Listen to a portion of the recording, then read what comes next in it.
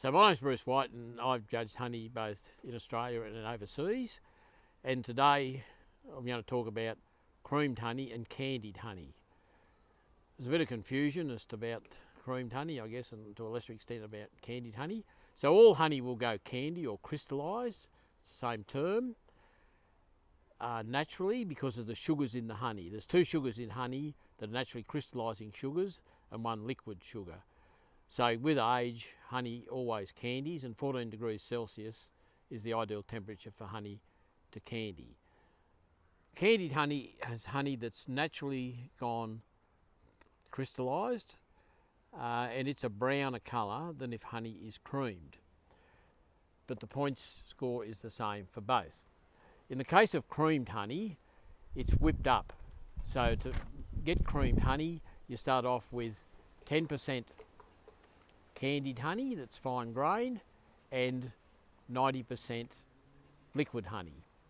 You then put that in a container, and by some mechanical means you beat that up, and by beating it up it spreads the candy throughout the whole mix and it makes the mix go white in colour. The lighter the honey you start with, the whiter the colour of the end product. To judge creamed honey and candied honey, you need to look at the evenness of the grain.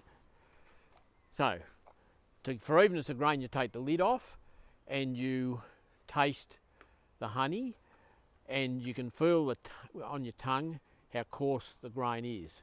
So evenness of grain is worth 30 points, and the whole mix needs to be even in colour, which indicates that the grain's fairly even in colour as well. The next thing you look at is flavour. So you taste the honey, and that's a personal thing for the judge. So the more pleasant the taste of the judge, the higher the points, and that's worth 30 points. You also look how firm the honey is by putting a spoon in it and agitating it.